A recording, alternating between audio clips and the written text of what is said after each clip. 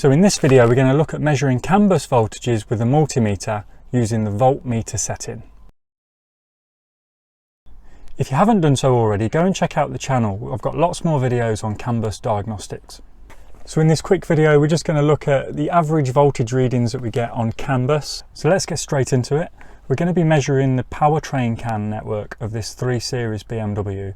Now the powertrain CAN network is a high-speed network. How do you know if it's a high-speed network? Generally speaking, any of the powertrain applications or chassis applications use a high-speed CAN network. So that's your ABS, transmission, engine control unit, steering, things like that. On older vehicles now, we're looking at low speed CAN for body and convenience applications. However, on later cars going from 2013 onwards, they started to use high speed CAN for the body network as well. It's important to know that because they run different voltages.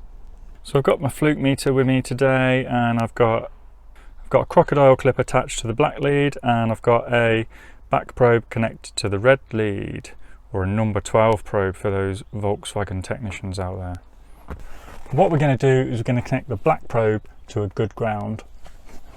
So I'm going on the fuel pump module on this car as it's easy to access, and there's a little bracket next to it which is a good ground point to capture from.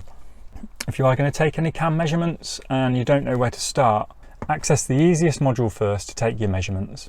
Then, just to make sure we're all connected okay and the voltmeter's working, I'm going to take a measurement at 12 volts. Okay, we're good. If you need to know which wires to go on, usually you're looking for a twisted pair of wires.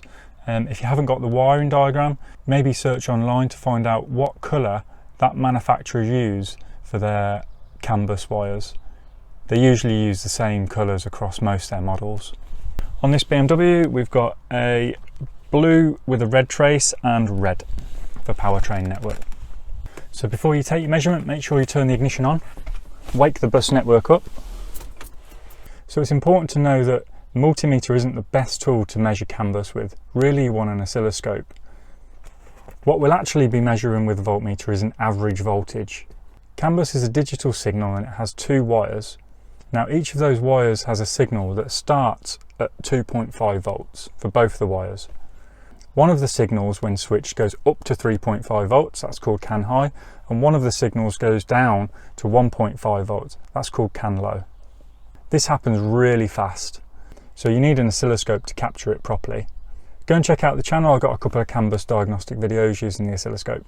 So generally speaking, the average voltage for CAN high is around 2.6 volts, and the average voltage for CAN low is 2.4 volts. However, this varies depending on the network. So these are only general voltages. You shouldn't really adhere to these as steadfast rules for every CAN bus network. It really depends on how many modules are on the network and how much activity is taking place on the network. We might see a difference to that rule here today. So take our first measurement. We'll go on the red wire, carefully probing the back there, and we've got 2.34 volts. We'll go in the other wire there,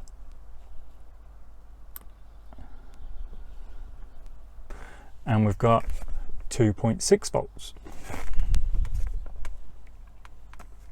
So the reading at 2.3 is clearly our CAN low signal, and the reading at 2.6 is going to be our CAN high signal. So I would say the readings we've got there are okay. So I think it's also important to know what it looks like when the network's asleep. So what we're going to do is turn the ignition off, wait for it to go to sleep, and see what readings we get. Okay, so now the network has gone to sleep, we can see that we've got 0 volts. And if we go into the other wire there, also got 0 volts. So 0 volts could be read as a short to ground in electrical diagnosis.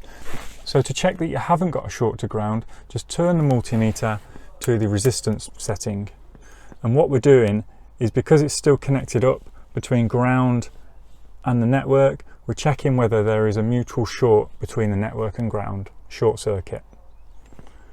Reading 6.4 kiloohms there, that shows me that I haven't got a dead short to ground. We're good. You could do the same if you thought you had a short to positive. Thanks for watching this video. Make sure you go and check out the next video where we put some faults on the network and see what voltage readings we get.